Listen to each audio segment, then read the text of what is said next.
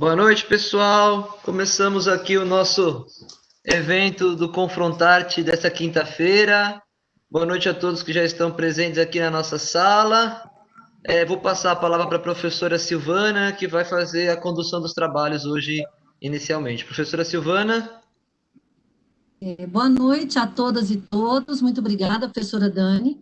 Eu gostaria de dizer que esse é mais um evento pelo projeto Confrontarte. Esse projeto surgiu de uma parceria da professora Lilian Bauman, da UFRJ, com o projeto Empoderales, com a professora Daniele, da UFSC, com o projeto GPIC, e comigo, com o projeto Cinema, Direito e Gênero da UFG, Universidade Federal de Goiás. O projeto ele surgiu da necessidade da gente fazer uma interlocução entre algumas categorias do direito, e ainda mais nesse momento de pandemia, um momento extremamente complicado em que a gente se encontra, e algumas categorias da arte. Então, a gente já teve professores que nos trouxeram para o debate questões sobre a arte indígena, questões sobre literatura, o amor em tempos do cólera, tivemos sobre cinema, e hoje a gente terá uma outra fala com a professora Josilene Campos a respeito da literatura de Mia Couto. Eu vou, então, passar a palavra para a professora Lília e depois para a professora Dani, antes de passar a palavra para a professora Josilene. Professora Josilene, boa noite, prazer recebê-la, amiga Silvane e Daniele, graças a Deus estamos juntas mais nessa oportunidade, tem sido uma maravilha estar com vocês no Confrontarte, semana após semana temos tido esses momentos maravilhosos aqui de reflexão sobre o direito e a arte, e sempre, como sempre, surpreendendo semana a semana as mulheres que têm comparecido, os colegas que participam, sempre nos dando a honra de sermos brindados com ótimas exposições, com reflexões profundas, com reflexões que às vezes nos põem em conflito, outras vezes nos põem em êxtase, outras vezes nos põem a pensar no amanhã, e isso tem sido a marca desses encontros. Inicialmente não foi sequer projetado que poderia vir a ser tão bom, mas a cada momento parece que mais nos surpreendemos que no meio desse caos que se instaurou entre nós, ter esse momento de reflexão quase que é um descanso, é um momento que a gente relaxa, mas ao mesmo tempo põe-se a refletir sobre o futuro, sobre o presente, sobre essa nossa sociedade e as perspectivas que temos. Então, eu, mais uma vez, saúdo as minhas colegas que têm sido guerreiras aqui nesse momento, e principalmente a professora Josi, que também irá hoje nos agraciar com Mia Couto, que é dos autores que eu mais gosto na literatura portuguesa no momento. Então, essa palavra para a Dani, para que ela possa também fazer as considerações sobre o aspecto mais organizatório aí do evento de hoje. Obrigada, professora Lília, professora Silvana. Boa noite novamente, então, a todos. Dizer que é um prazer estar novamente nessa quinta-feira com as queridas colegas, amigas do peito, e com a professora Josi, que é uma grande amiga também, e do qual eu sou muito fã do seu trabalho e da pessoa que é a Josi também. Eu acho que o que nós estamos visto nas últimas semanas, já estamos há mais de mês fazendo os eventos do Confrontarte, é uma evolução cada vez maior de uma consciência do quão é importante a arte para que a gente possa aprimorar a sociabilidade, aprimorar o direito, aprimorar a política, aprimorar a cidadania que a gente efetivamente busca ter nessa sociedade, né? A gente prefere ser cidadão sempre, acima de qualquer outro adjetivo que nos coloquem por aí. Todos somos cidadãos e preferimos ser cidadãos. Acho que essa é uma máxima que vamos carregar e que carregamos nesses eventos, né? Então, eu agradeço a presença de todos, Agradeço você, Josi, por trazer tema tão instigante. Eu acho que o Miyakoto, para quem é de um país de língua oficial portuguesa, tem que ser um dos autores que a gente não pode deixar de ler nunca na vida. A gente conhece muito pouco Moçambique aqui no Brasil, e eu acho que a gente precisa, e a África como um todo, trazer mais dessa literatura tão rica e desse mundo tão rico e que Miyakoto transmite tão bem para a gente. Então, eu tenho certeza que hoje será uma noite, nós vamos ficar extremamente agraciados com o seu conhecimento e com a sua fala. Pessoal, do ponto de vista prático, para a audiência, a gente tem no final uma sessão de perguntas que podem ser feitas ao longo do chat aqui. A gente vai controlando as perguntas, separando e depois passamos no final à professora Josi. Outra coisa, o certificado do evento fica disponibilizado no site do GPIC. Basta que vocês acessem o site e lá estará o certificado. Vocês podem baixá-lo e depois preencher com o próprio nome. Só uma questão que é importante para que essas palestras que nós estamos fazendo tenham cada vez mais alcance, a gente pede que vocês curtam a palestra, curtam, se inscrevam no canal do GPI, que acessem o sininho ali, que vocês vão receber todas as informações do que a gente faz, né? Quanto mais vocês acessam e curtem essa página, mais ela aparece nos tópicos de procura do YouTube e a gente vai dando dimensão para esses debates que são tão importantes, tá? Então, sem me alongar mais, professora Silvana, devolvo a palavra para você.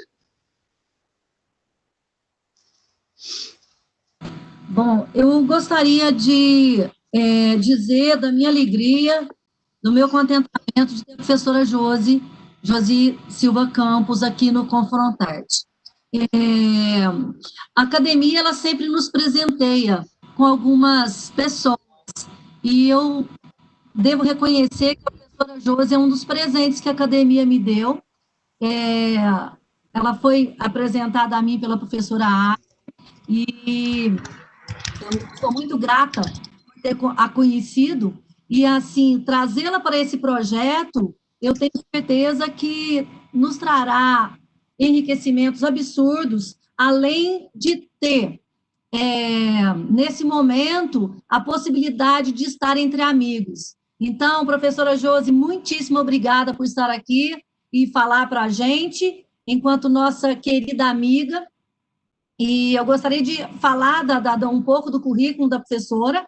Ela é especialista pela UNB, mestre pela UFG e doutoranda pela USP.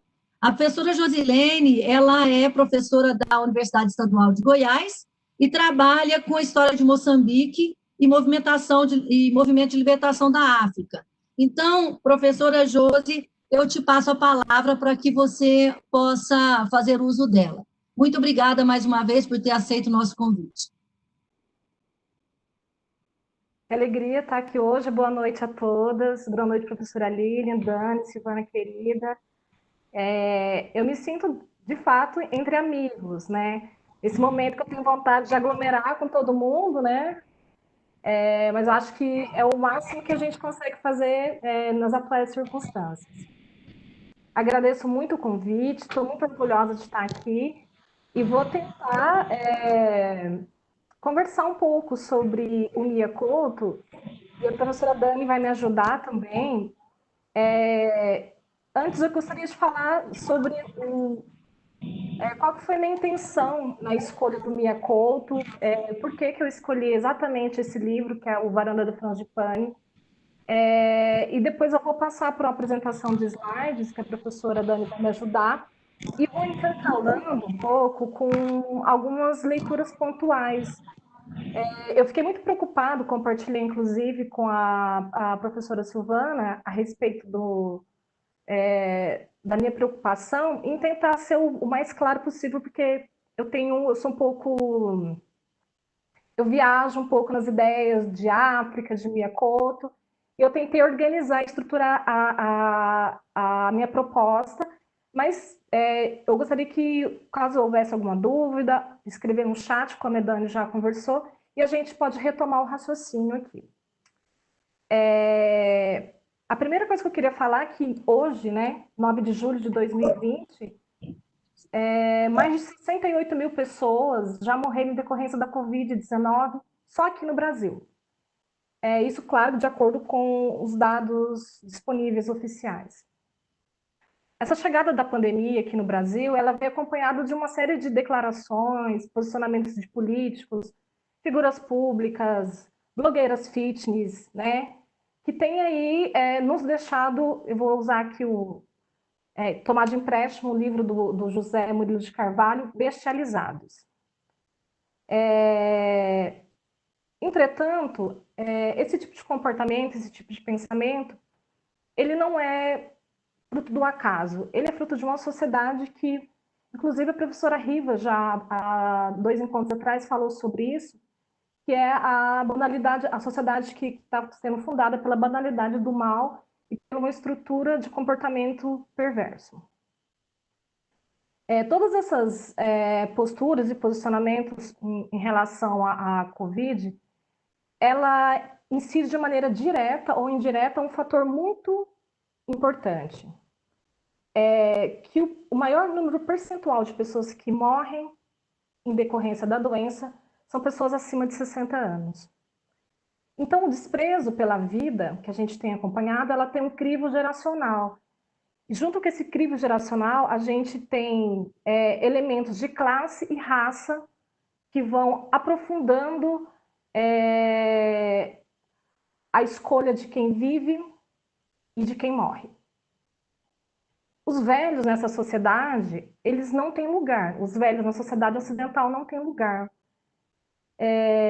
Eles não têm lugar porque dentro da nossa égide eurocentrada, no mundo capitalista, eurocêntrico, eles não são produtores de capital.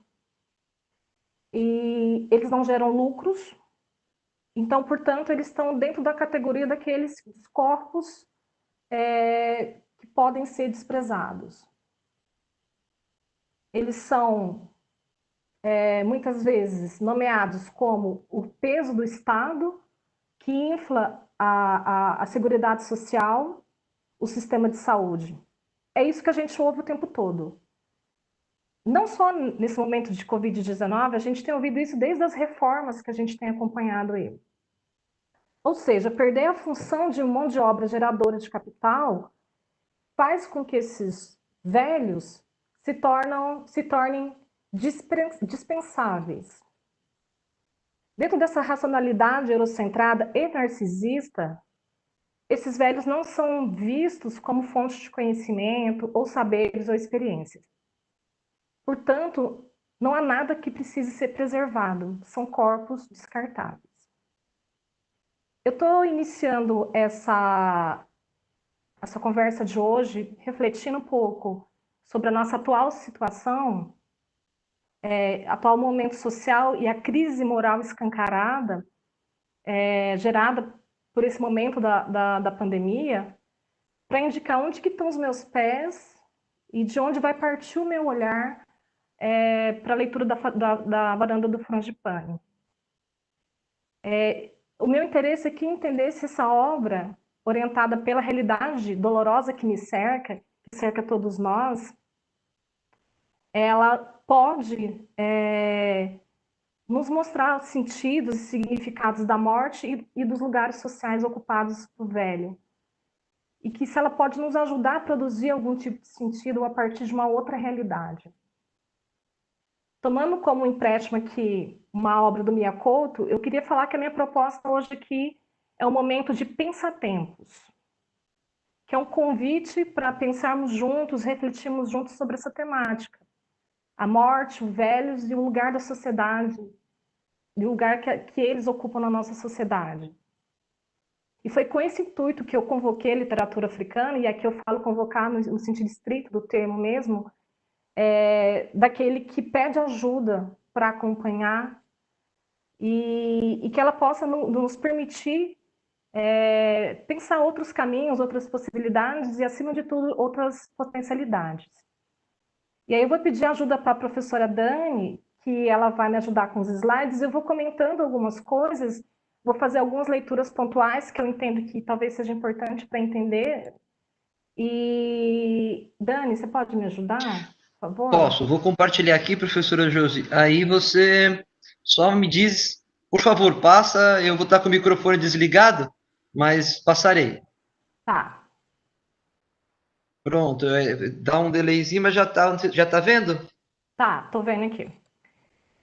Então, hoje a gente vai, a minha proposta é conversar sobre a ideia de morte, memória e tradição. A minha exposição vai começar um pouco falando sobre a ideia de tradição, e eu estou colocando o termo tradição porque é o termo utilizado no romance.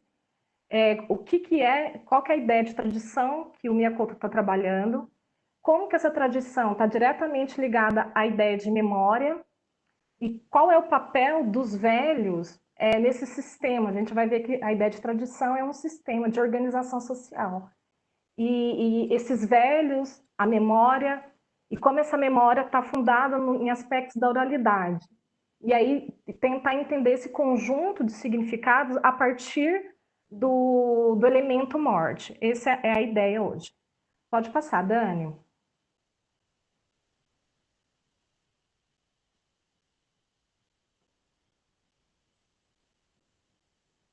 Eu chamei aqui de preâmbulo, mas eu não, só para que são pensamentos iniciais para a gente tentar entender um pouco o que significa a gente abrir a possibilidade para a leitura do outro, uma abertura de um outro mundo. Antes, Dani, eu coloquei aí a ideia de abertura para outro mundo, um trecho de uma frase do Miyakoto que é: queixamos de pessoas que não leem livros, mas o déficit de leitura é mais geral. Não sabemos ler o mundo, não lemos os outros.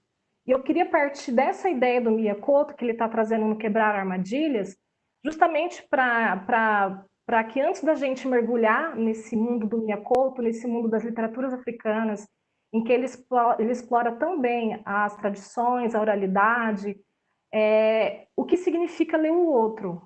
Pode passar, Dani. E aí a ideia que eu quero trazer hoje aqui é que esse olhar, né, que vai nos permitir, né, ler o outro, ele precisa ser pensado esse outro, né, esse mundo, como um espaço de produção de conhecimentos e de saberes.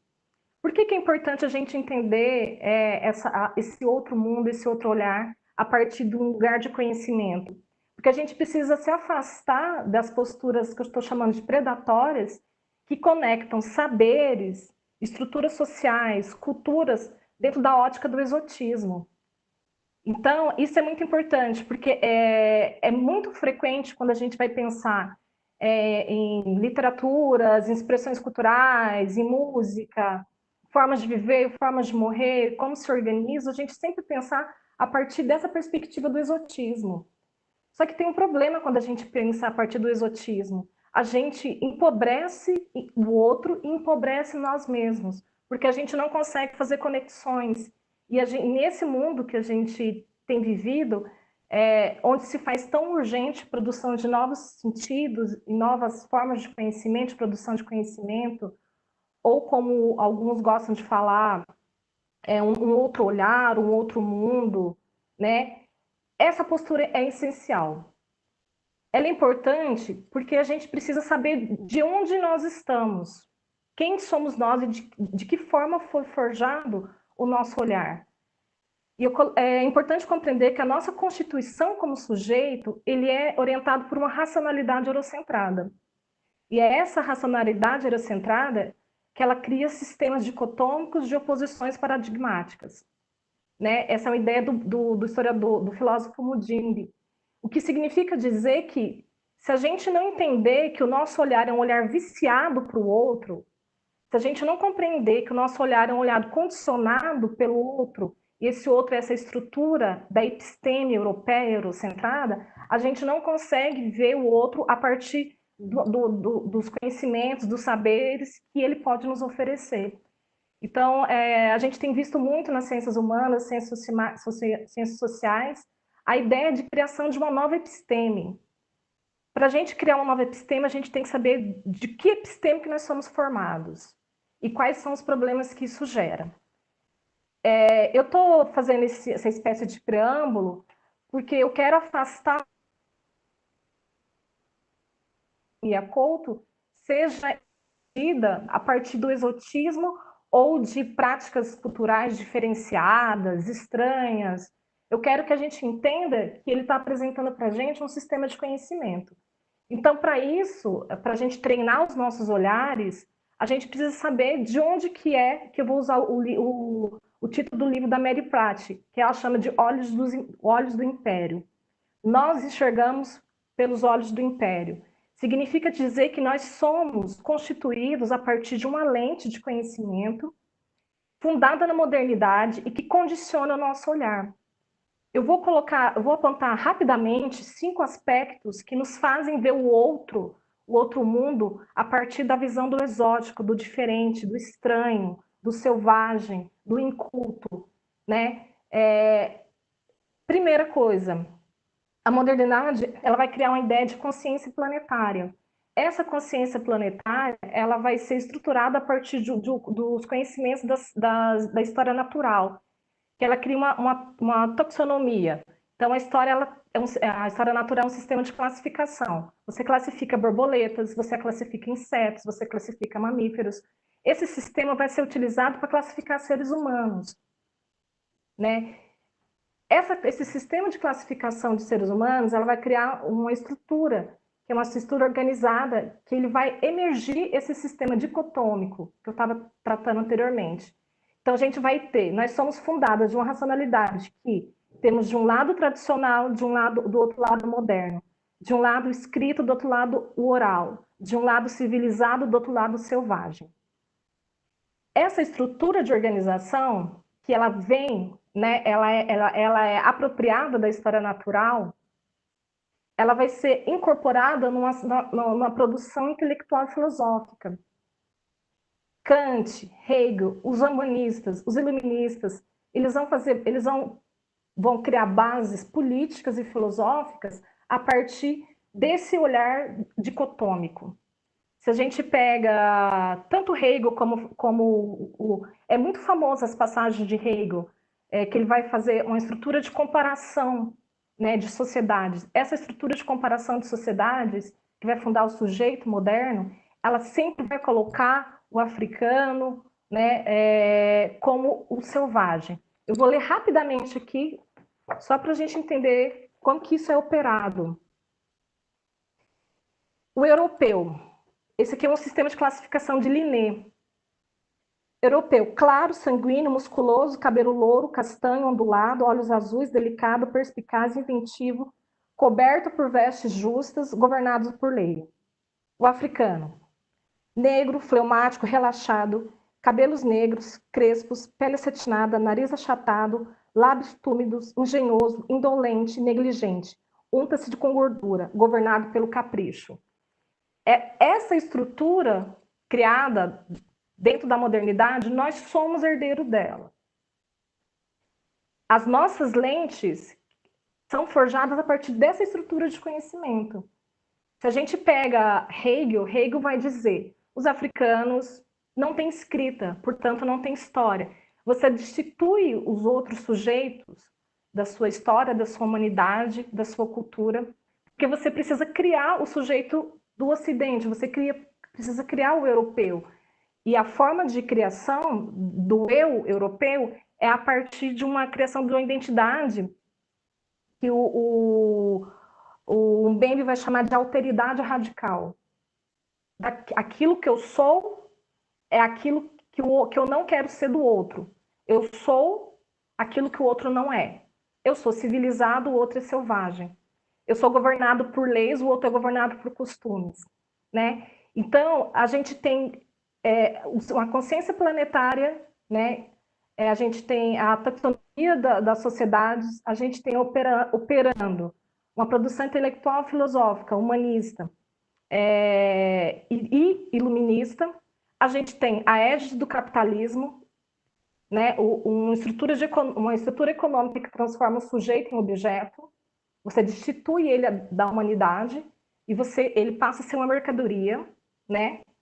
A escravidão foi isso. E a gente tem modelos de Estado e modelos de governança. Tudo isso que eu nomeei, ela vai criar uma estrutura que o Modindo vai chamar de estrutura colonizadora, que é responsável pela produção das sociedades e das culturas e dos seres humanos. São essas as lentes que nos formam. São essas lentes do império que forjam o nosso olhar. E eu quis me alongar bastante sobre isso, porque eu gostaria que a gente entendesse qual que é o nosso lugar, de que olhar que nós fomos forjados, para a gente tentar fazer uma construção de uma contranarrativa, para a gente fazer um caminho oposto. A gente só consegue fazer esse movimento se a gente souber o que está embaçando as nossas vistas. Né? Por isso que eu quis trazer essa ideia desse tipo de conhecimento que é forjado na modernidade, que ela vai culminar, né, no colonialismo, ela vai culminar na estrutura de dominação altamente complexa, que hoje, 2020, nós somos herdeiros dela. Então é por isso que a gente não consegue pensar outra episteme se a gente não conseguir entender qual episteme que nos forja, qual episteme que nos estrutura. E isso é importante por alguns motivos que eu vou nomear aqui. Essa pandemia trouxe um meme muito famoso de pessoas carregando um caixão, né? Todo mundo viu isso, dançando. As reações foram de achar super engraçado ou achar super estranho, bizarro. Por que a gente não conseguiu entender de onde que veio aquilo, por que é aquilo, por que os nossos olhares estão tão condicionados àquela prática?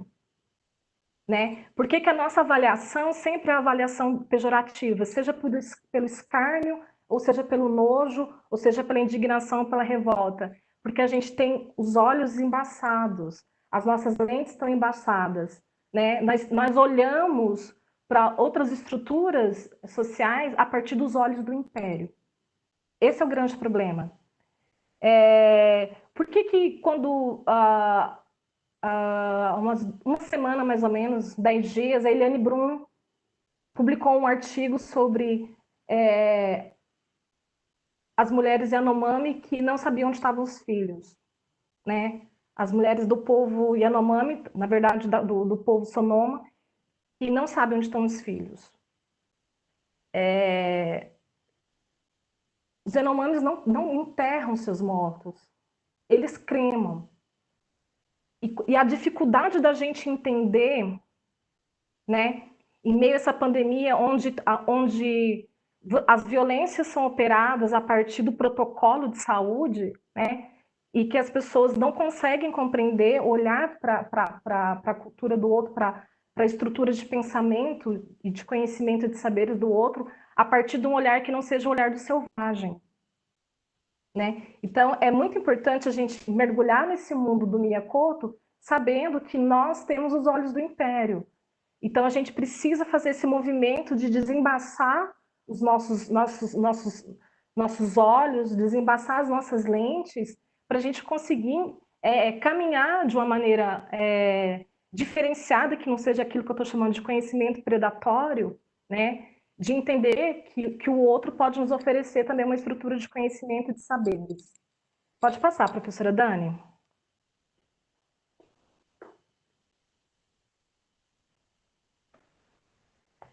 Bom, dito isso, né, esse preâmbulo que eu acabei me alongando um pouco até demais, eu queria falar um pouco sobre o romance em si. Eu vou fazer um apanhado geral, porque eu imagino que poucas pessoas devem ter tido contato com essa obra do Varanda do Frangipane, do Miyakoto, que não é a obra dele mais lida, mas eu quis muito trazer ela para cá, porque ele está fazendo uma discussão justamente dessa ideia dos velhos, da morte, desses velhos que morrem e o que morre com esses velhos. Que eu acho que é um assunto interessante para esses momentos de pandemia.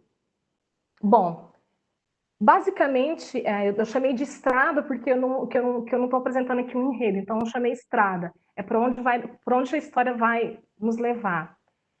Ela se passa mais ou menos no final da década de 90, 95 mais ou menos, 94, 95, num asilo que tinha sido antigamente uma fortaleza portuguesa, que havia sido usada para prisão e tortura de presos políticos dentro do regime colonial português. Ela é uma história que tem muitas camadas e tem um intenso fluxo narrativo. Mas, basicamente, né, o tônus da história é a história do Hermelindo Mucanga, que ele está morto. Eu vou, daqui a pouco, apresentar um pouco esse personagem. E ele está com dois problemas, porque ele é um chipoco. O chipoco é um espírito que é muito difícil a gente traduzir culturas, mas eu vou dizer que é uma alma penada, para as pessoas entenderem melhor. E ele é um chipoco porque ele não teve os rituais fúnebres respeitados. E ele é um candidato a herói nacional, que ele acha um absurdo, visto que ele não quer ser herói de um país em frangalhos, um país que está destruído, que foi destruído pelo processo do colonialismo, em seguida pela luta de libertação nacional e em seguida por uma guerra civil que durou 16 anos. Né? Então, é esse o chão do qual o Miyakoto está construindo essa história.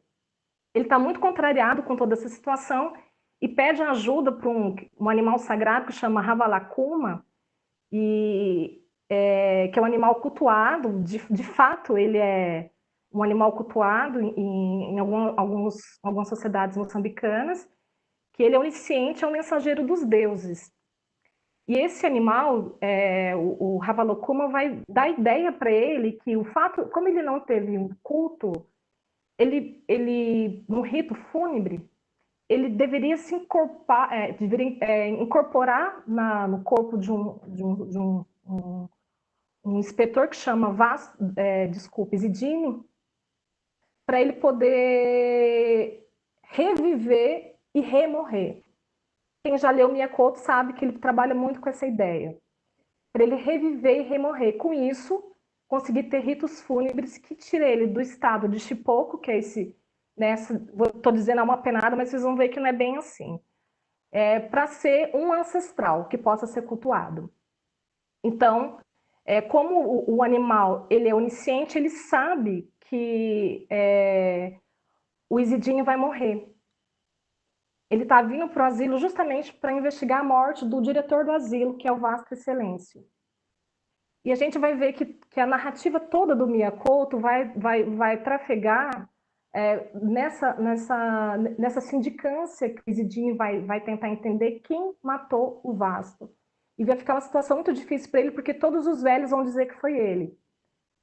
E aí a gente vai mergulhar no mundo da oralidade, no mundo onde o que se diz é diferente daquilo que se entende, no mundo que a gente chama do mundo das tradições. Pode passar, Dani. Eu vou mostrar para vocês o Ravalakuma. Ele parece, sei lá, um primo do tamanduá. Tamanduá não, gente, do tatu. Acho que é um pouco isso. Esse animal, de fato, ele apareceu... eu estava lendo as reportagens, há pouco tempo ele apareceu em um bairro em Maputo, e ainda hoje o Miyakoto trabalha muito com tradições do campo, tradições rurais. Mas para vocês verem como é que essas coisas são entrelaçadas, né? Ele apareceu no bairro e teve toda uma reunião para tentar identificar qual que era a mensagem que o Ravalakuma manda. Porque a gente vai ver que dentro das sociedades africanas, essa relação, essa separação homem-natureza não existe. E esse bichinho, por ser sagrado, ele vem para trazer uma mensagem. Normalmente são mensagens de pouca chuva, muita chuva, alguma coisa nesse sentido.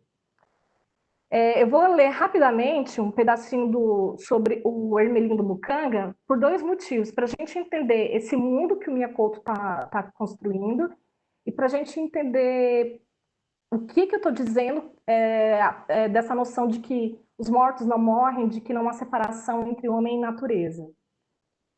Na primeira página do romance ele já começa: sou o morto, Hermelindo Mucanga. Se vivi com direiteza, desglorifiquei-me foi no falecimento. Me faltou cerimônia e tradição quando me enterraram. Ninguém me abriu as mãos quando meu corpo ainda esfriava.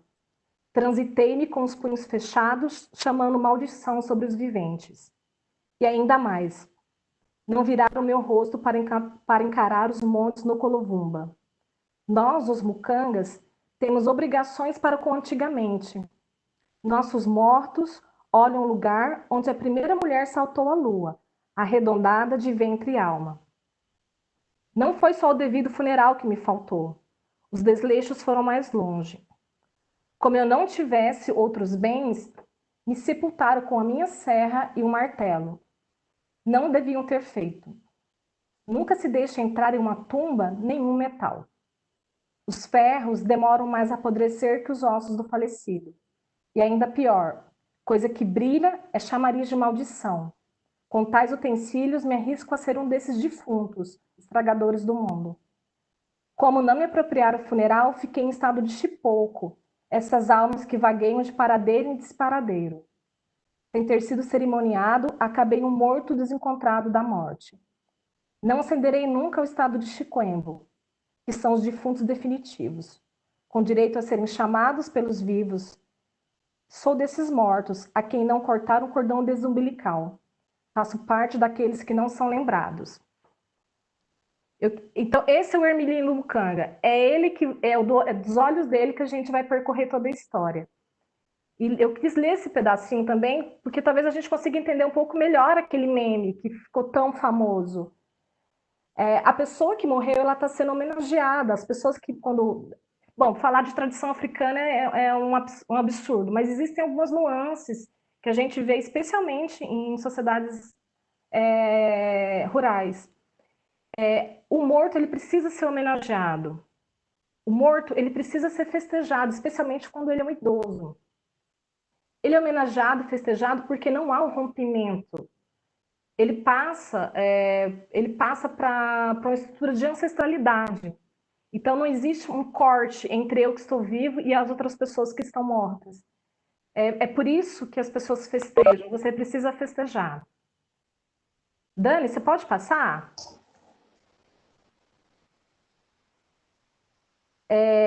O Miyakoto vai trazer uma ideia de tradição. Isso está muito forte em todos os romances dele. E o que a gente tem que entender, quais são os significados que assume essa proposta, essa ideia de tradição. A ideia de tradição é uma estrutura social de integração total do sujeito, do mundo. Guarda valores, conhecimentos, cultura e tudo que compõe a existência do sujeito da sociedade. Ela é o fluxo de energia que alimenta e integra, define e resguarda tudo que compõe o sujeito e o seu mundo. Os sagrados, formas de morrer, viver, casar, nascer, comer, se relacionar, se ver no mundo, compreender o mundo.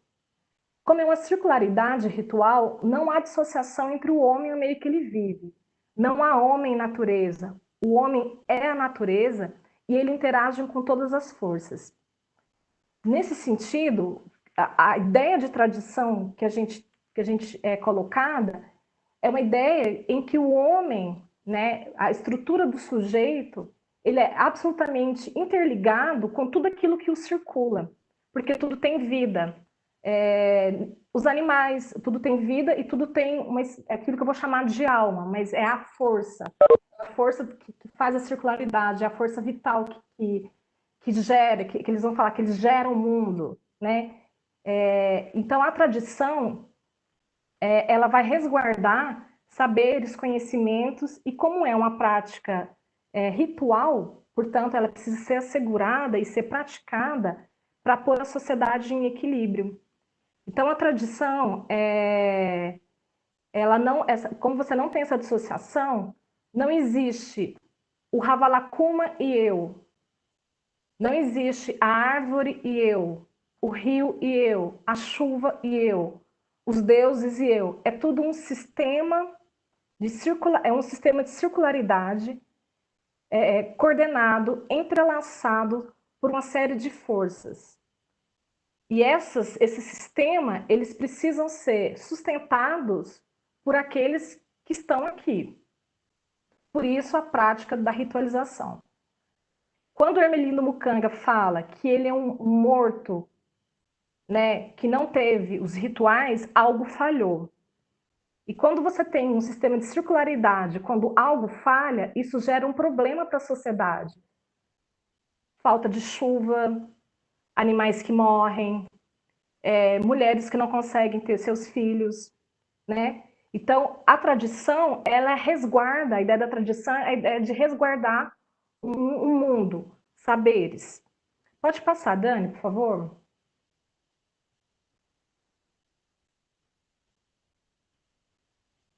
A tradição, ela não é um conhecimento enciclopédico, ela é uma força geradora e formadora do homem do meio.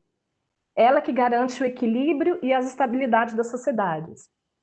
Eu quis trazer a ideia de que não é um conhecimento enciclopédico, porque não é algo que você aprende na universidade, no banco escolar. A tradição você aprende a partir da transmissão. Só que a gente vai ver que não é uma transmissão, não é uma simples falar. Existe uma ritualística por trás daquilo, né? Então, isso é super importante, porque é o equilíbrio da sociedade, a estabilidade da sociedade se dá por essa tradição. E os preceitos da tradição são orientadores sociais, que precisam de precisão, precisam de ser respeitados, praticados e transmitidos. A memória é a guardiã das tradições e a palavra, que é a oralidade, é o elemento que garante esse fluxo.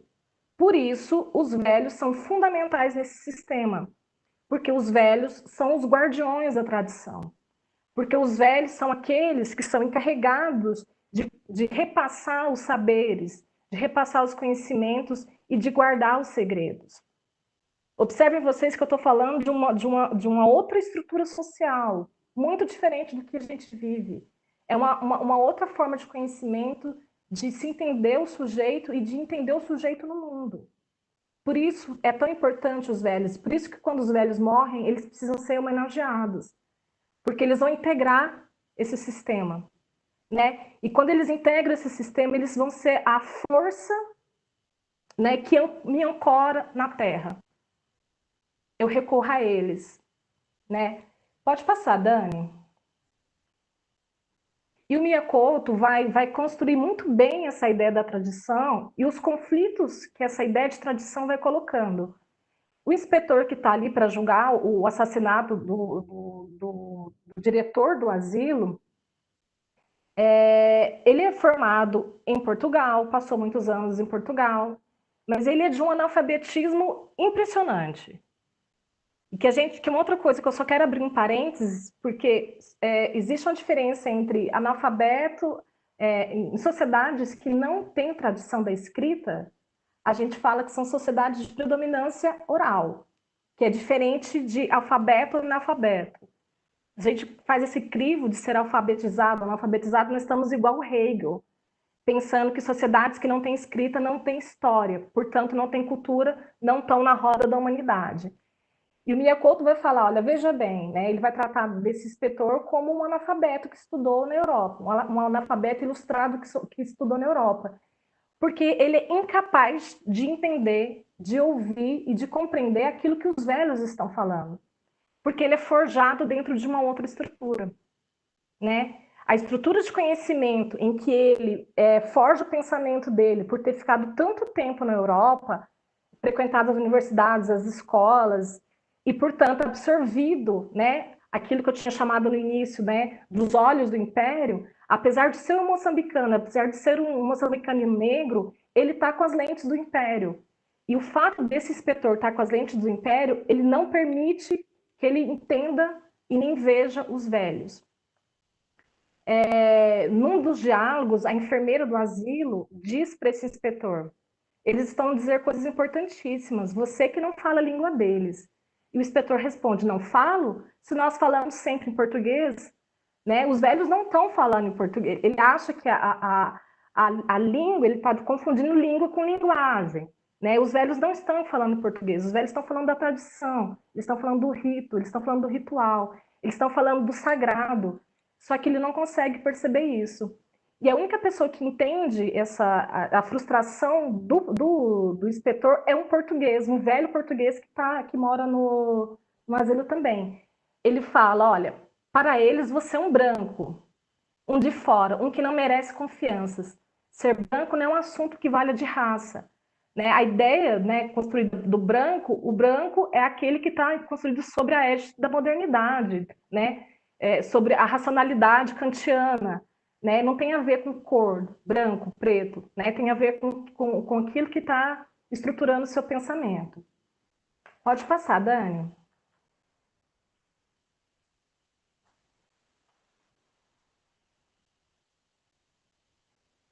O grande conflito que é colocado é porque esse inspetor que está investigando, e como todos os velhos dizem que foram eles que mataram o diretor do asilo, ele fica extremamente frustrado. E aí ela chama atenção para ele para a situação daquilo que eles estão falando e a situação desses velhos. Ela diz: olha, os velhos são o chão do mundo que você pisa. Estes velhos são o passado que você recalca no fundo da sua cabeça. Esses velhos lhe fazem lembrar de onde vem. Mais uma vez, aquela ideia que eu tinha trazido inicialmente, em que dentro do contexto da ideia de tradição que é trabalhado, da memória, né, dos velhos, eles são responsáveis por isso. Então, os velhos são o chão de um mundo, né? O Miyakoto está construindo, apresentando esse espaço em que quando o mundo que está em ruínas, né, ele vai colocando que esse mundo está em ruínas, e que o inspetor ele não consegue ver as ruínas porque ele não consegue entender e se reconhecer. E a gente podia puxar aqui perfeitamente a ideia do Frantz Fanon, que ele fala quando ele diz que o racismo despersonaliza, né? É exatamente nesse sentido. Ele vai despersonalizar porque ele não consegue se enxergar tal qual os velhos. A identidade que é construída dele não é a identidade do velho. Ele está muito mais próximo daquilo que é o português do que daquilo que são aqueles velhos, aqueles anciões que estão ali. E aí, qual que é a grande questão dessa ligação da tradição com os velhos? Pode passar, Dani. Os velhos, enquanto os seguradores da memória, eu estou trazendo uma frase do Rampateba, que é: em África, um velho, quando morre, é uma biblioteca que se queima. A morte dos velhos é a morte, é o ceder do chão e é a morte do conhecimento. Uma sociedade que não tem os velhos como estruturas de apoio é uma sociedade sem chão.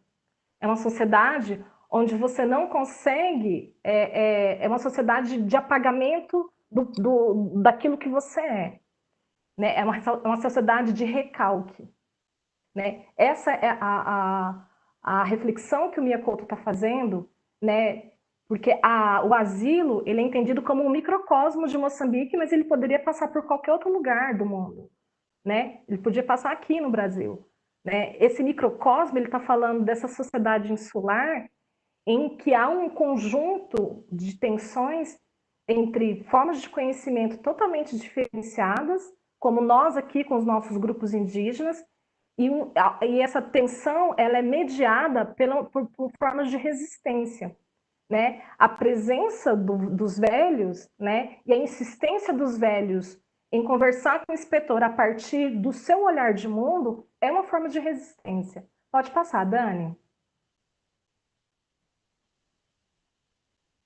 Então, quando o Miyakoto cria essa sociedade insular, que eu estou chamando de sociedade insular, no asilo, ele vai criar um mundo criado, ele vai fundar um mundo na memória. E quando ele faz isso, ele vai usar os próprios velhos para conseguir construir essa trama, para conseguir edificar isso. O inspetor, quando vai começar a entrevistar os velhos para saber quem que matou, ele entrevista um deles que chama Navaia, e ele vai falar: olha, neste asilo o senhor realmente muito de orelha, é que nós aqui vivemos muito oralmente. Mais uma vez, fazendo essa contraposição de uma sociedade em que o bloquinho de papel de anotação, a gravação, não, nós estamos vivendo oralmente, nós estamos vivendo dentro de uma estrutura que não é essa estrutura do conhecimento eurocentrado. E essa é a grande é o grande confronto, né? São confrontos de mundo, são confrontos de vivência, são confrontos de experiência. Pode passar, Dani. Então, é um mundo criado, fundado na memória, e são os velhos os guardiões da memória, os portadores dos saberes e dos ritos. Eles utilizam a oralidade como principal veículo de herança cultural, né? A oralidade, ela não é a ausência da escrita. A oralidade, ela é o meio, né? A oralidade, ela é o caminho. A oralidade é aquela que transmite toda a herança cultural, todo o sistema de conhecimento de saberes. Então, quando o velho fala para ele que nós vivemos aqui muito oralmente, ele não está falando que eles não sabem escrever ou qualquer coisa nesse sentido.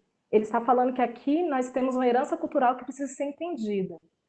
O esquecimento, né, desse antigamente, né, o Mia Couto chama muito essa tradição como antigamente, devido à morte dos velhos, coloca este mundo em risco. Dani, passa para mim, por favor.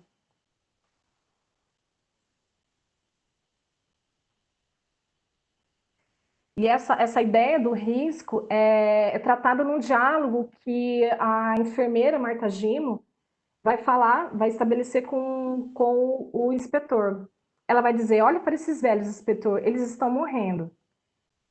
Ele responde, esses velhos não são... Ela responde, né? Esses velhos não são apenas pessoas, são guardiões de um mundo. É de todo o mundo que está morto. O verdadeiro crime que está a ser cometido aqui não que estão a matar o antigamente.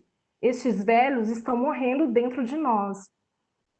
Observem que quando ela fala da morte dos velhos, que ela fala que eles estão morrendo dentro de nós, é mais uma vez essa desestruturação, essa despersonalização da sociedade em que a morte dos velhos é naturalizada, porque ele responde para ela, eu cortei um pedaço, mas ele vai responder para ela, todo mundo morre.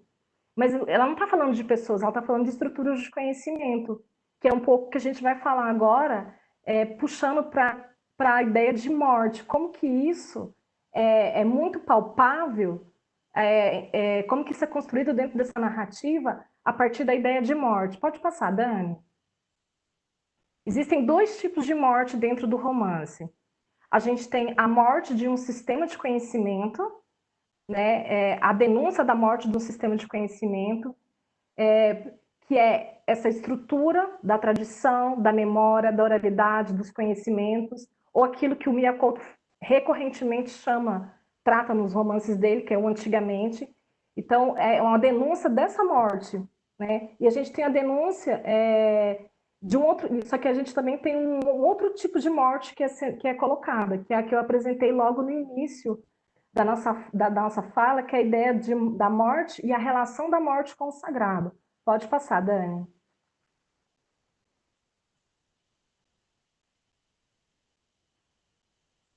O Mia Couto, quando eu falei inicialmente que a morte permeia o romance, é nesse sentido, né? Então a gente tem aspectos de denúncia da morte desse antigamente, da morte dessa sociedade tradicional, da morte desses valores, e a gente tem um outro tipo de morte, que é uma morte ligada aos elementos do sagrado. E aqui o Mia Couto, mais uma vez, por isso que eu comecei com a ideia dos preâmbulos e com os olhos do império. Mais uma vez, o Mia Couto vai mostrar para a gente como é que as nossas estruturas de conhecimento que são tão diferentes, que nos mostram, né, que mostram, escancaram as nossas diferenças, a nossa diferença na relação de questões que são tão importantes, como a morte. E ele vai usar dois personagens para poder falar um pouco sobre isso, que é um velho português que está no asilo, dois velhos, um português e um moçambicano.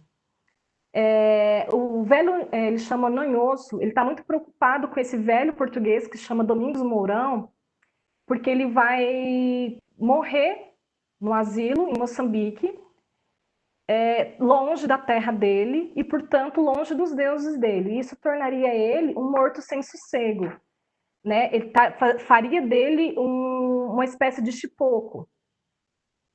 E aí ele vai fazer uma reflexão sobre a morte. Ele vai falar, me sentei do lado do português, senti naquele instante tanta pena dele. O homenzito iria morrer aqui, longe dos antepassados. Seria enterrado em terra alheia. Ele, sim, estava condenado à mais terrível das solidões. ficar longe dos seus mortos, sem que deste lado da vida houvesse familiar que lhe deitasse cuidados. Nossos deuses estão aqui por perto. O Deus dele está longe, para além das vistas e visitas. Esse é o olhar do velho moçambicano para a morte, para uma posterior morte do velho português. E a lamentação, né, dele por ele estar destituído desse lugar de homenagem, está destituído desse lugar da família, do sagrado.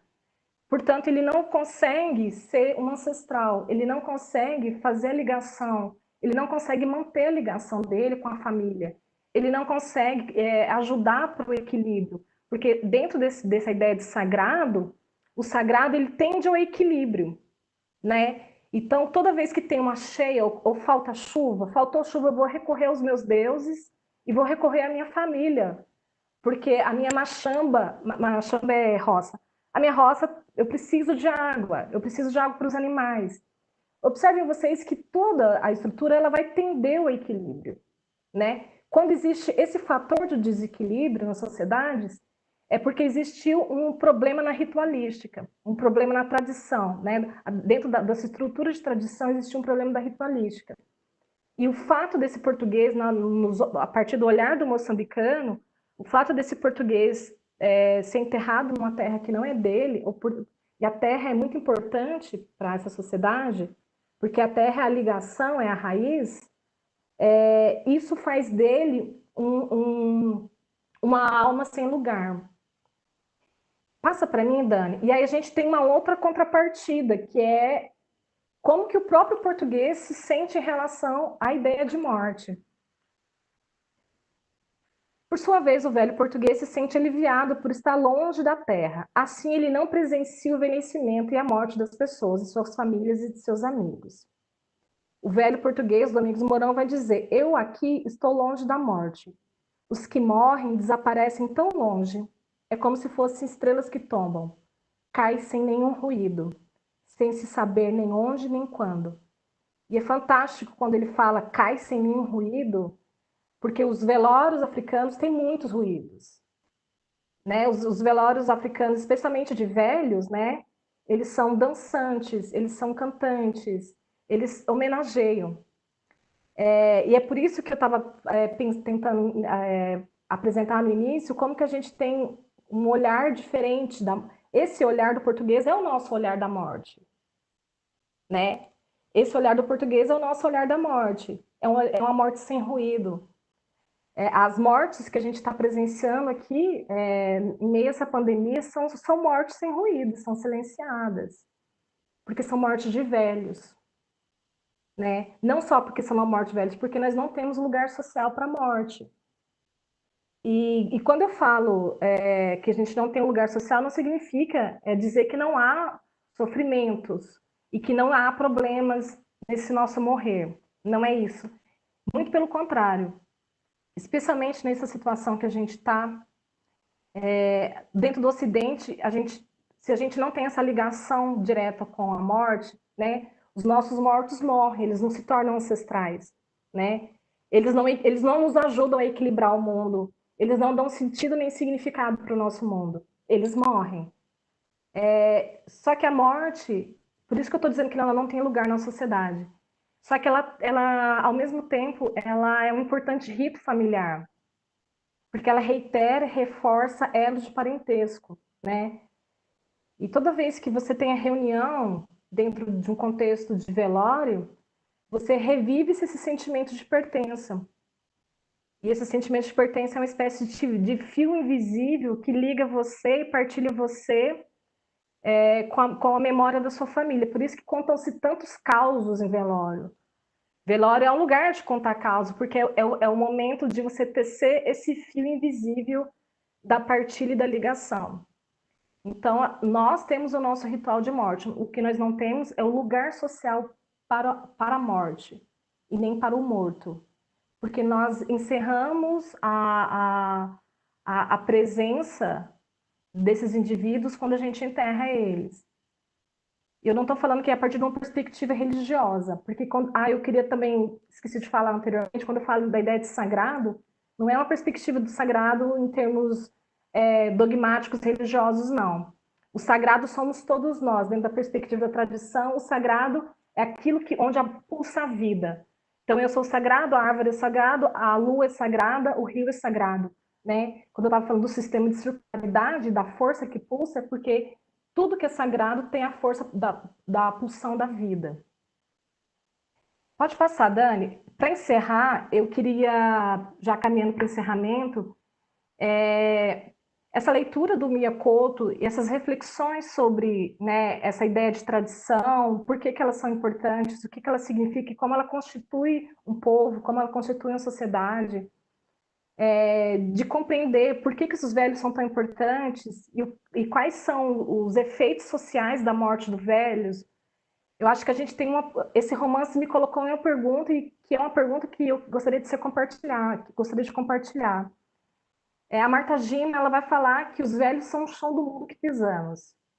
Então, eu fico me perguntando, e coloco a pergunta para todo mundo, o que o deboche, o desdém com quem tem sido tratado as mortes relacionadas ao Covid-19, doença que só vai matar velhinho, né? É uma frase que eu coloquei do Roberto Justus, e recorrentemente reiterado pelo nosso presidente e por outras figuras pouco ilustres, diz sobre nós e sobre a nossa sociedade.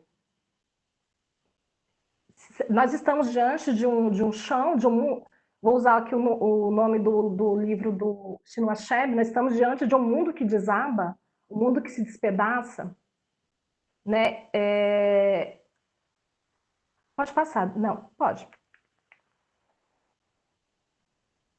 E nessa ideia desse mundo que nossa, quase que não sai a palavra aqui. Na ideia desse mundo que se despedaça, né? Desses velhos que morrem, então, portanto, a nossa estrutura enquanto sociedade, né? Vai sendo destituída, vai craquelando. O final do romance, ele é muito interessante, porque o Ravalakkuma, aquele bichinho simpático, e o Ermelindo Mukanga, que é quem está no corpo do investigador, que quer saber quem que matou o diretor do presídio, se compadece com a situação de descentramento desse inspetor e resolve salvar a vida dele. Resolve dizer que ele não vai morrer, enfim, e que, portanto, o Ermelino vai continuar sendo um tipoco e vai, infelizmente, ser herói nacional, que é uma coisa que ele não quer. E o Ravalakkuma vai invocar como animal sagrado, ele invoca as forças de outros mundos e que vai trazer uma tempestade. E essa tempestade, junto com essa tempestade, vem chama o Amulambo, que é, dentro da ideia da tradição, uma serpente que traz fogo. E nessa invocação que eles fazem, a serpente destrói o helicóptero de onde estava vindo as pessoas que iam matar o inspetor, destrói o depósito de armas. A gente descobre, então, que esse inspetor foi assassinado porque ele estava traficando armas, ou desculpa, que o diretor foi assassinado porque ele estava traficando armas dentro do asilo. E então essa serpente da destruição, ela destrói tudo. Destrói, inclusive, o frangipane, que é a árvore sagrada. Aí eu coloquei nesse último momento que o fogo da destruição que o Vamulambo carrega é uma força que permite um reflorescer e reconstruir um novo mundo. Porque depois de toda a destruição que a serpente traz, ela inclusive mata o próprio frangipane, o frangipane ele revive. À medida que os velhos vão entrando dentro da árvore, a árvore ela brota. Que todos nós possamos ser esse frangipane, a árvore que era lugar de milagre. Então, a reflexão que essa leitura do frangipane, da leitura da varanda do frangipane nos traz, é que se a gente pensa essa situação toda que a gente tem vivido, né, da pandemia como o Amulambo, né, essa serpente da destruição, essa serpente que vem para nos destruir, e leva aqueles que são a ligação, que são a ligação desse mundo, são aqueles que são os portadores da experiência, e uma sociedade sem experiência é uma sociedade morta, que nós, então, possamos ser, depois desse momento de destruição, o frangipane, né? Porque o frangipane, ele ancora. O frangipane, ele faz a ligação, ele tem as raízes na terra e ele brota a partir da força vital que nos constitui. Me alonguei demais, pensei em falar só 30 minutos aqui, mas passei muito mais disso. Então, são as reflexões que eu queria trazer hoje para vocês aqui. Acabei falando muito rápido, talvez, também. Mas eu acho que a leitura do Frangipane é uma possibilidade da gente ler o nosso tempo presente. É uma possibilidade da gente refletir sobre algumas coisas que nos afetam. E eu espero, honestamente, que todos nós, de fato, possamos ser esse frangipane diante da destruição dessa serpente de fogo. Obrigada, gente.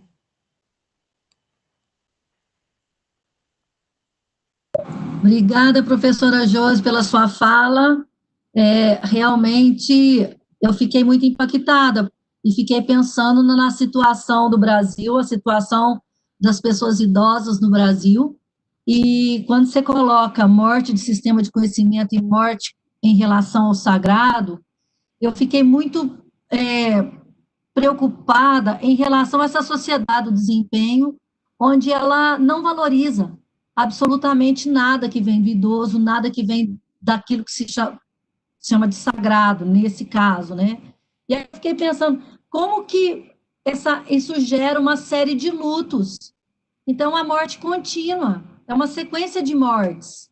Então, eu fiquei pensando que pode ser mortes quando perde a capacidade. Então, a situação do idoso é muito complicada. Por quê? Porque ele vai perdendo sua capacidade física, sua capacidade intelectual, capacidade de visão, várias capacidades.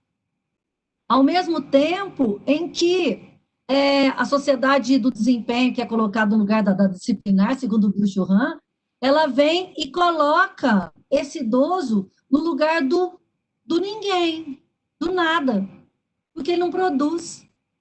Então, a gente, dentro da situação política que a gente se encontra, com um projeto necrobiopolítico, a gente precisa mesmo do frangipane. A gente precisa de pensar em como trazer de volta esses valores, como trazer de volta esse sistema de conhecimento, e enfim. Eu vou passar a palavra agora para a professora Dani, que ela acompanha o chat, vê se tem algumas considerações ou perguntas. Obrigado, professora Silvana. Também queria agradecer a brilhante fala da professora Josi. Você ia me encantando com a história tão bem elaborada pelo Mia, contando do Frangipane e de tantas personagens incríveis sobre uma temática que a gente acaba não abordando no Brasil, né? A morte, você trouxe isso muito bem, a morte, o morto e esse seu lugar social desse elemento, né? Josi, nós temos aqui, primeiro, muita gente dizendo, se encantado com a sua fala, agradecendo muito, você depois pode ver ali no chat do YouTube, tá? E nós temos uma pergunta do professor José Quirino, e depois eu queria também te colocar uma pergunta para a gente começar essa discussão aqui. O professor Quirino faz a seguinte pergunta. Professora Josi, como as categorias de Albert Memmi se encaixam nessa discussão? Né?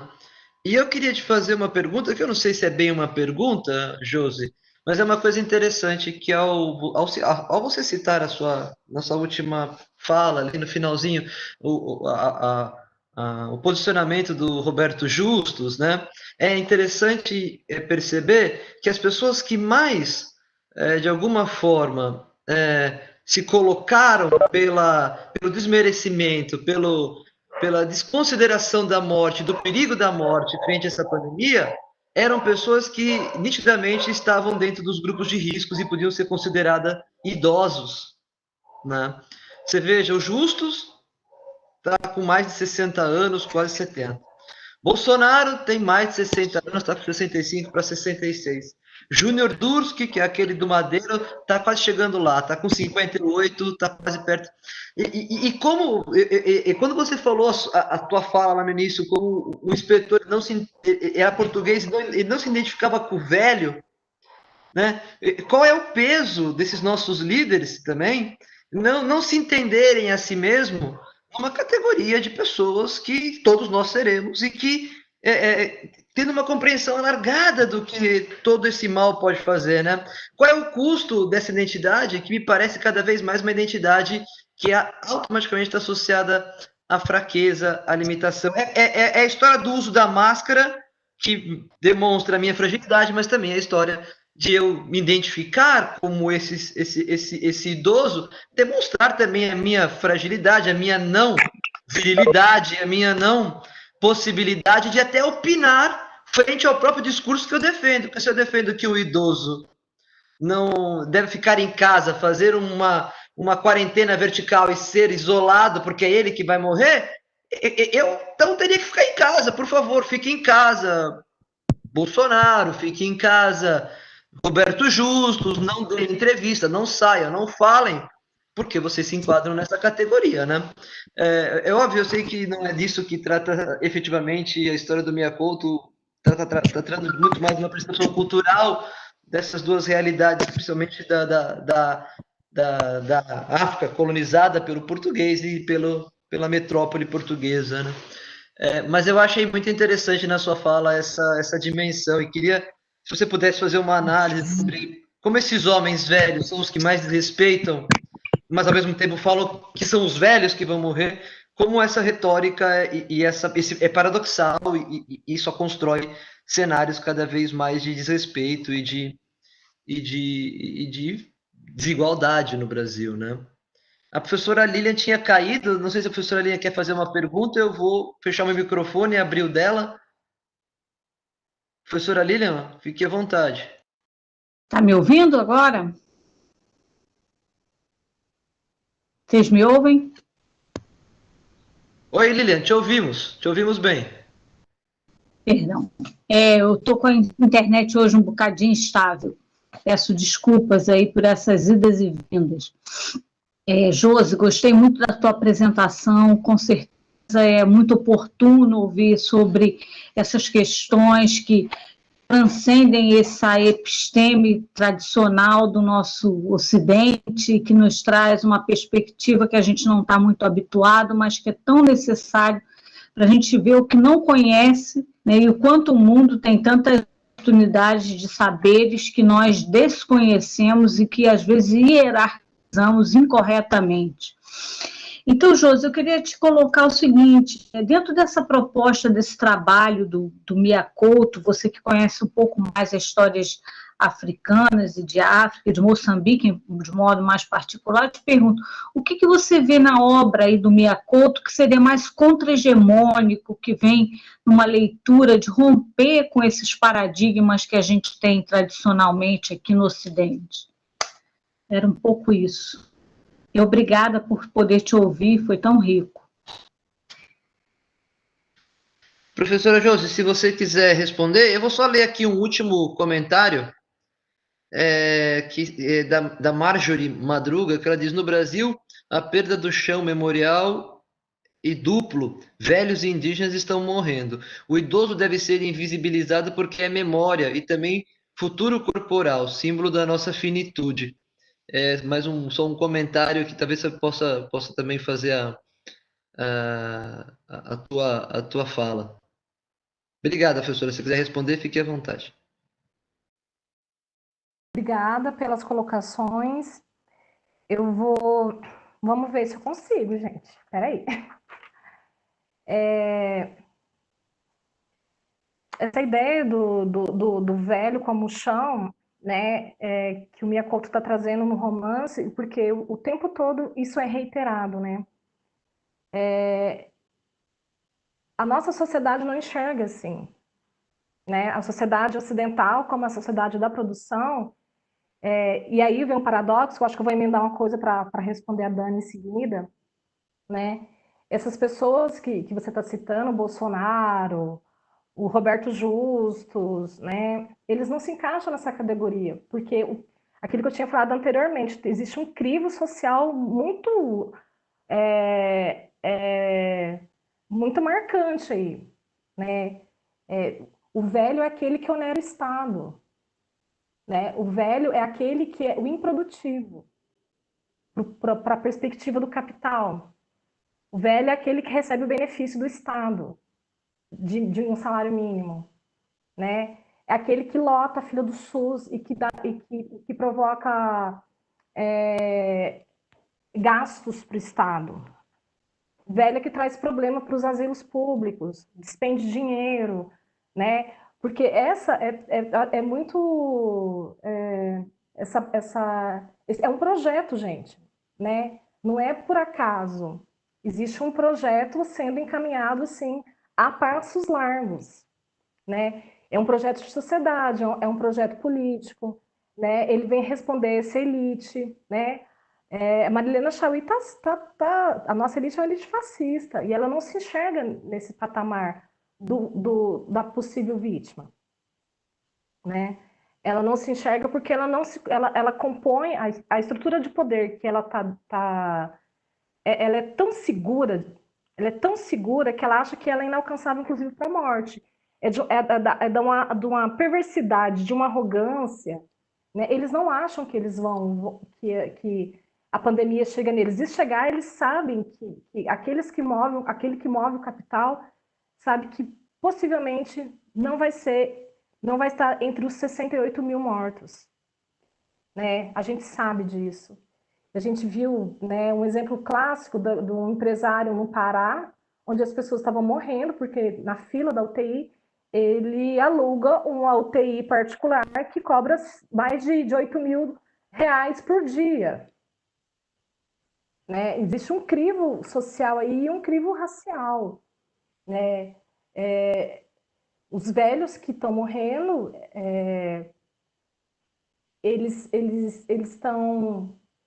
Acho que foi uma das diretoras de um banco, não sei se do BTG ou se do Itaú, é uma boa notícia. Não vai ser de tudo ruim, haverá boas notícias para o Estado. Né? E esses cidadãos não se veem como velhos, né? Porque eles estão dentro da estrutura do poder e da produção. Então, para eles não faz diferença. Né? O Guedes ficou um tempo meio afastado, um pouco com medo, mas agora já está falando bobagem junto com o presidente, aí, falando e fazendo, né? Falando e fazendo. Então, eu acho que é um grupo de perversos, né? É um grupo de perversão política. Para mim, eu não tenho a menor dúvida disso, né? E pensando nesse sentido, né? Da gravidade, né? Eu não sei qual... Historiador é muito ruim para fazer projeções. Mas eu fico me perguntando muito a respeito dessa coisa do rito fúnebre, das sociedades que vão se esfacelando. Isso é uma preocupação muito forte. A gente não sabe o que isso significa, porque a gente não viveu isso dessa maneira, né? Todo mundo faz comparações em relação à gripe espanhola, gente, é uma experiência totalmente diferente. Então, eu acho que a gente não sabe ainda o que isso significa. Pode ser, inclusive, que não signifique muita coisa. Talvez as pessoas estão pensando, talvez, em grandes mudanças estruturais da sociedade.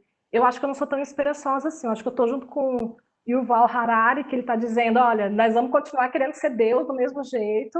Nós estamos apostando todas as fichas na medicina. E a gente tem visto isso, né? Está tendo contrabando da vacina, né? Tem gente que está pagando 30 mil dólares, né? Para entrar na fila da vacina. Contrabandeando. Então, assim, eu não tenho, talvez, eu não sei se... nessas situações eu vou de um oposto, de um polo a outro. Às vezes eu estou cheia de esperança e às vezes eu sou tragada por essa realidade, né? E aí a gente está na mão dessa estrutura de poder, desses detentores de poder, que aí eu vou pensar um pouco no que o Mbembe está falando, que é a lógica da colônia. Né? Nós somos a senzala. É claro que os corpos racializados, né, estão na plantation. Nós somos, né, Nós somos, a grande parte de nós somos da Casa Grande, mas os senhores são eles, né? Então eles não se importam. É muito difícil a gente entender isso, né? É muito difícil ouvir isso, mas o fato é que eles não se importam. Eles não se importam se tem 68 mil pessoas morrendo.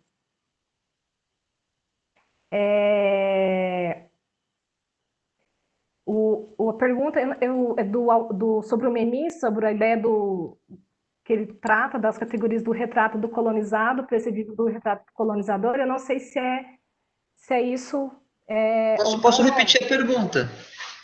Que o professor José Querini, ele pergunta se como as categorias do Albert Memmi se encaixam nessa discussão. Ele não discursa O, mais. eu vou pensar a partir da ideia da obra dele, do retrato do colonizado, precedido do retrato do colonizador. Se a gente fosse analisar um pouco da ideia do inspetor, aquele que não se reconhece, a gente vai ver como que a lógica colonial ela faz ela despersonaliza o sujeito.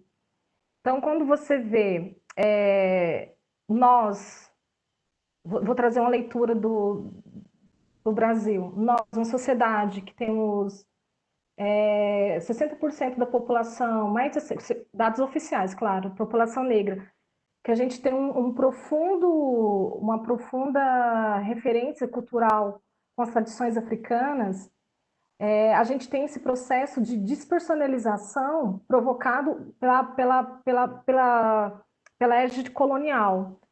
E isso não é realidade nossa, isso é a realidade que estrutura toda a sociedade, inclusive as sociedades africanas. O colonialismo, ele vem para destituir não apenas você enquanto sujeito, ele vem para destituir tudo aquilo que te constitui, né? Ele parte do princípio de que existe uma outra referência, e essa outra referência que é o branco, o colonizador, né, é o europeu. Quando quando você faz essa despersonalização do sujeito e você destitui ele desse mundo, de tudo isso que o constitui, você faz um apagamento de uma história, você faz apagamento de uma identidade, você faz apagamento, você deixa esse sujeito à mercê de uma outra estrutura de poder. E como ele é desenraizado, né, ele não tem outra referência. Então ele vai mimetizar as práticas do colonizador. Eu não sei se é bem nesse sentido que é a pergunta. Portanto, a ideia da modernidade trazida pela máquina colonial, né, e que ela vai impactar dentro da estrutura das sociedades africanas, ela é tão violenta, porque ela descaracteriza povos, culturas, sujeitos, tradições. Então, esses indivíduos, né, que quando você desenraiza eles, né, eles ficam como, eles se tornam, eu vou colocar presas, mas a ideia não é essa. Eles passam a mimetizar o comportamento do colonizador. Então, eles são a engrenagem nessa estrutura de dominação perversa que a gente tem, né? Eles são parte da máquina. Eles são estruturas, eles compõem essa estrutura. E é por isso que a gente vê, de uma forma generalizada, aí sim, generalizada, nos governos africanos, como que as elites africanas contribuem para a manutenção, né, a partir a partir da corrupção ou a partir de acordos comerciais ou a partir de uma série de estratégias que são usadas para a manutenção desses sujeitos coloniais. Porque a despersonalização faz com que esses indivíduos não se enxerguem enquanto aquilo que eles efetivamente são. Assim como o inspetor se via dentro de de um sistema cognitivo europeu, eurocentrado, da racionalidade, né? Você tem essas elites africanas, que foram cooptados pela máquina colonial. Nesse sistema de cooptação da máquina colonial, que eu estou pensando aqui a partir de um outro intelectual, que é um Mbembe, né? Que ele vai falar isso. É por isso que nós hoje continuamos sob a égide do colonialismo. O colonialismo não acabou com as independências, né? A estrutura, né, colonial criada a partir da subjugação, classificação do outro e, portanto, descaracterização, né, desse indivíduo, ela está hoje no nosso dia a dia. Ela nos constitui os nossos governos, constitui a nossa polícia, constitui tudo que nos cerca, né? Então, o homem colonial, o homem colonizado, né, é um homem destituído de sua humanidade. O homem colonizado, e todos nós somos, tá? Todos nós somos. Né? Por isso que a ideia da descolonização das mentes ela é tão complexa, porque nós estamos falando de um processo. O sistema colonial ele é um processo, é uma máquina que entranha, é uma máquina que constitui, é uma máquina que mata, é uma máquina que produz valor, é uma máquina que escolhe quem vive e quem morre, e é uma máquina racializada. Eu não sei se eu consegui responder, mas eu acho que é um pouco isso. E para fechar a pergunta da professora Lilian, eu penso que tem duas coisas que eu acho que o Mia Couto nos traz dessa ideia desse capital, dessa ideia de contra-hegemonia, que é, primeiro, trazer essa estrutura de conhecimento das chamadas sociedades tradicionais, apresentando uma nova forma de saberes, de conhecimentos, de visão de mundo, que eu acho que é aquilo que um filósofo muito importante, chamado Mudimbe, vai chamar de gnose. A gente só vai poder tratar de construir uma outra episteme se a gente tiver, né, elementos para a construção dessa nova episteme. A gente tem que desconstruir uma episteme antiga e construir uma episteme nova. Estou falando assim de uma maneira bem resumida, mas é nesse sentido. E aí o Mia Couto oferece essas gnoses. Então, ela não é uma episteme e ela não é uma doxa, é uma gnose, é uma proposta, um mundo, é um conhecimento. E eu acho que isso pode ser uma base para aquilo que vem daqui para frente. Né? Eu acho que isso nos oferece possibilidades. Então, eu acho que nesse sentido ele é contra-hegemônico. Ele é contra-hegemônico quando ele parte de um conhecimento muito ligado às sociedades rurais, ele parte de um conhecimento muito ligado aos aspectos da oralidade, dentro de uma sociedade que desrespeita e desconsidera essa relação do humano com a oralidade, e ele constrói isso de uma maneira bastante interessante, porque é muito difícil fazer isso. Essa ideia de que a oralidade não é a ausência da escrita, que é uma estrutura de conhecimento, de transmissão de culturas. Eu acho que ele faz isso muito bem. Então, eu acho que nesses termos da contra-hegemonia, se eu pudesse resumir, é que ele apresenta uma gnose importante. Eu acho que basicamente é isso. Ele é bem lido aqui no Brasil, em Portugal também, e ele é uma escrita que nos é bastante familiar por conta muito da nossa experiência com Guimarães Rosa e com Manuel de Barros. Ele tem essa que a gente fala de amálgamas, né? Ele constrói novos sentidos a partir da junção de palavras. E com um peso muito grande daquilo que é muito frequente na roça, isso faz muito, né? Nas nossas sociedades rurais. Então, eu acho que o Mia Couto, nesse sentido, ele faz essa contribuição importante, nesse sentido de pensar, talvez, uma literatura contra-hegemônica. O próprio fato dele ser moçambicano em si, importante, é um fator importante ele ter ganhado o prêmio Camões, é um fator importante ele ter lido. Muitas vezes as pessoas torcem um pouco o nariz, porque a gente tem autores muito talentosos africanos, negros, que não tem a visibilidade que ele tem. Então, a gente tem desde Paulina Tiziane, que é uma escritora fantástica, assim, maravilhosa, a escrita dela é uma loucura, assim. A gente tem um Gulano Babacossa que escreve maravilhosamente bem, assim, sabe? Em Angola a gente tem Landino Vieira, que é um fantástico. Em Nigéria a gente conhece bastante a Chimamanda, né? Mas a Chimamanda vem de uma escola de Chinua Achebe. Chinua Achebe é um monumento da literatura. Então, essas literaturas, de uma maneira geral, são literaturas que têm um peso político, histórico muito forte, porque eles são elaborados dentro de um processo de independência, então elas se colocam dentro de uma ideia de contranarrativas. Como o colonizador ele chega dizendo o que é literatura, como deve se fazer, e nomeando aqueles sujeitos, a literatura africana vem justamente fazendo o trabalho oposto, vem construindo contranarrativas. Então, tudo aquilo que era do selvagem, tudo aquilo que era obscurantismo, tudo aquilo que era... Você tem isso de uma maneira forte, poderosa e linda dentro da literatura. Né? É por isso que eu trabalho história e literatura, eu falo sempre que as literaturas africanas, elas operam historiograficamente, porque é uma literatura muito comprometida com a perspectiva histórica e política. Né? Então, portanto, são contranarrativas.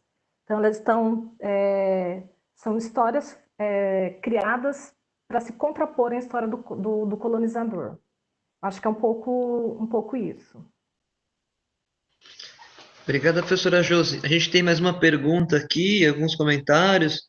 A professora Riva diz que fenomenal, que a melhor resposta sobre os efeitos da colonização é exatamente a que você falou, a destruição da identidade. E a professora Adria, tudo bem, Adria? Saudades. Quer fazer uma pergunta para você? Eu vou ler. São dois posts. Ela diz o seguinte: a nossa sociedade, que se orgulha tanto de ser herdeira do Ocidente e que passou por tantas transformações, abandonou muitos saberes que, na verdade, são conhecimentos dos mais velhos. Urge uma viagem da volta, ou de volta, né, na valorização dos conhecimentos dos mais velhos. Muita falta de sentido e de identidade tem relação com esse desprezo. E aí ela pergunta, não é, Josi? E aí as pessoas estão dando parabéns, eu acho que é mais ou menos nesse sentido, Josi. Se quiser responder, por favor. Eu penso que sim. Quando eu comecei um pouco a minha fala, dizendo que, partindo do título do livro da Mary Pratt, que é Os Olhos do Império, a gente corre um risco no sentido de que, quando eu falo da importância da gente entender esse novo mundo a partir de uma gnose, essa nova gnose, entender esses conhecimentos, essas estruturas de pensamento que nos oferecem outras sociedades, outros povos, e também os nossos velhos, né, quando eu falo disso, eu acho que a gente precisa fazer esse movimento, que ele é muito importante. Eu tenho ficado bastante preocupada e já dividi essa preocupação minha com algumas pessoas, que eu acho que esse é um movimento super legítimo. Só que se esse movimento que a gente for fazer, a gente não tirar as nossas lentes, ele não vai funcionar. Ele não vai funcionar porque ele vai dar uma falsa aparência de modificações estruturais que não vão acontecer. E é por isso que é urgente fazer duas coisas. A primeira coisa é entender como é que a modernidade nos constitui enquanto sujeitos. Essa é a primeira coisa que a gente tem que fazer. Porque isso vai nos permitir pensar por que nossas sociedades desprezam os velhos, por que os velhos são pesos mortos. Porque isso está dentro de uma ótica criada a partir de uma racionalidade, de um mundo. O mundo ocidental criado pela modernidade é um mundo de compartimentos, é um mundo compartimentado. A gente tem velhos, jovens, a gente tem selvagens, a gente tem civilizados. Dentro dessa ótica da compartimentalização do mundo, né, dentro dessa estrutura fundada por esse que eu estou chamando de olhos do império, a modernidade é os olhos do império sendo constituído. Né? Então, se a gente não tirar essas lentes, a gente vai voltar para os velhos dentro de uma perspectiva que não tem problema nenhum também, né? Mas ela não provoca mudança estrutural, dentro de uma perspectiva que eu vou chamar aqui de holística. A fundação de uma sociedade em que os velhos tenham o seu espaço, o seu lugar, e que a morte tenha o seu espaço, o seu lugar social, ela nos obriga à constituição de novas formas de saber, que nos obriga, portanto, à destruição das atuais estruturas que compõem esse saber, que ele é eurocentrado, né? E ele é compartimentado, porque nós compartimentamos, né? Os elementos de classificação da natureza foram usados em nós. A filosofia utilizou isso, os iluministas utilizaram isso. Nós somos frutos desse pensamento, né? Nós somos frutos do pensamento político inteiro, nós somos fruto do sistema de Estado que é compartimentado, o Estado é compartimentado. Nós somos herdeiros do Estado colonial, Francis Fanon fala, né? A sociedade colonial ela é uma sociedade dividida, e ela é dividida onde passa o asfalto, onde tem a terra de chão. Ela não é dividida só a partir do epistema, ela é dividida na materialidade, né? E os velhos, então, nessa sociedade da materialidade, os velhos não têm lugar, não têm espaço. Então, a gente precisa muito fazer esse retorno, mas a gente precisa tirar as lentes do império, tirar as lentes da modernidade que nos constitui, que criou essa sociedade doente. Nós somos uma sociedade doente, porque nós estamos ligados de uma maneira... Eu ia trazer a psicanálise aqui, mas eu nem sei se a psicanálise dá conta disso aqui. De uma maneira doentia com aquilo que nos oprime. De uma maneira doentia, né? Então, quando a gente olha para... A gente não pode olhar para os guaranis ou para as sociedades africanas como, nossa, olha lá, eles dançam com o caixão nas costas, né? Olha lá que diferente, olha, os Yanomamis queimam pessoas, incineram pessoas. Não, a gente tem que olhar para essas pessoas, olhar para essas culturas, olhar para isso a partir daquele que tem sede de ser outro, a partir de que aquele outro nos oferece uma estrutura de conhecimento, de saber. E assim a gente tem que olhar para os velhos, não como, olha, vamos aqui, ó, vamos amar os nossos velhos, né? Os nossos velhos agora vão ser bem tratados na nossa sociedade, não. A gente tem que integrar dentro do nosso sistema, da nossa cognição, a gente tem que construir um outro tipo de percepção de que esses velhos fazem parte disso. É aquilo que eu estava falando das sociedades africanas, né? É um sistema, né? Se eles não estiverem integrados nesse sistema, nessa circularidade, é panfleto, é perfumaria, né? A gente precisa mudar o lugar deles, porque senão a gente vai estar reiterando com flores, com outro colorido, a gente vai passar uma tinta, colocar flores, vamos abraçar a árvore. Não é para a gente abraçar a árvore, é para a gente entender que entre a árvore e nós não tem diferença nenhuma. O Krenak fala isso, as pessoas estão falando que o mundo está acabando, gente, o mundo está ótimo, o mundo está lindo, os passarinhos seguem voando, o rio segue correndo, o sol segue brilhando, isso aqui está afetando o humano, e a nossa arrogância humana, né, que vem dessa modernidade, a separação, né, o humano, ele domina a razão, portanto, ele domina tudo. A gente acha que o mundo está acabando, não, meus amores, o mundo está ótimo, né? Quem está acabando somos nós, os humanos, né? Nós não somos o mundo, nós não somos a natureza, né? Esse é o grande problema, né? Então, acho que a gente precisa fazer... Eu acho importante esse movimento, mas eu acho que esse movimento tem que estar... Como o Miyakoto fala, a gente tem que estar desnudo, né? E para a gente estar desnudo e a gente tem que ir desconstruindo pecinha por pecinha daquilo que nos constitui. E isso é um movimento muito doloroso, né? Obrigada, professora. Eu vou só ler o comentário que a professora Adria fez enquanto você respondia. Nós não temos mais perguntas, depois então eu passo para a professora Silvana fazer as tratativas finais. A professora Adria disse o seguinte: excelente, Josi, me ajudou a pensar o peso dessas traves nos olhos, das polaridades e hierarquizações. Sim, passamos por um desenraizamento dos nossos vínculos e rituais de aprendizagem. A hierarquização da escrita versus oral, do centro urbano versus periferia, povos do sertão, ribeirinhos e interiores, da hierarquização entre razão e intelecto versus vivências, emoções, corporeidade vivida, de perspectivas eurocentradas, norte-centradas versus sul-americanas, ameríndias e interculturais. Era só um comentário da professora ao que você disse. E aí eu devolvo a palavra então para a professora Silvana, para a gente fazer os nossos encerramentos. Professora Silvana, por favor. Bom, professora Josi, eu estou sem palavras para te agradecer. Muitíssimo obrigada. Você nos trouxe essa fala incrível, profunda, maravilhosa, movimentou o chat. Eu acho que o chat mais movimentado que nós tivemos até agora foi com a sua fala. As pessoas estão realmente encantadas e com toda razão.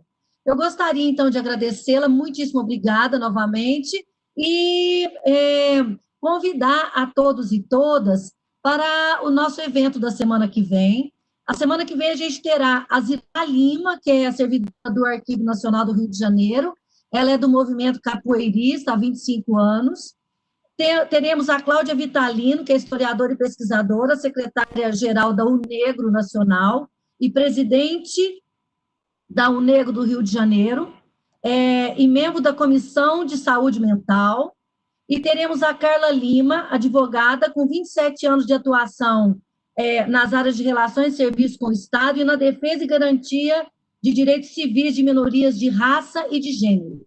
A palestra da semana que vem, ela será intitulada Ativismo em Garantia de Direitos da Mulher Preta, através das letras e da música. Então, seria muito bacana se todos e todas que estão aqui com a gente hoje estiver com a gente a semana que vem, ainda convidar outras pessoas. Muito obrigada mais uma vez, obrigada, professora Dani, obrigada, professora Lilian, professora Josi, um grande abraço, muito obrigada novamente.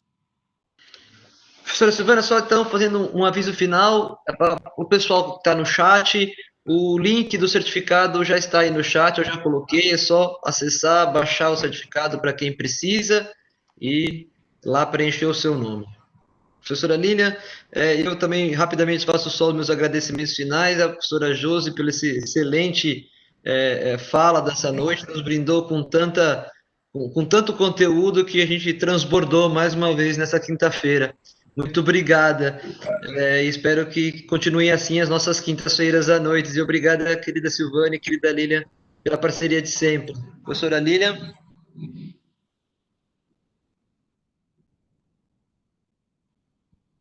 Agradeço muito a Josi por esse momento, essa noite.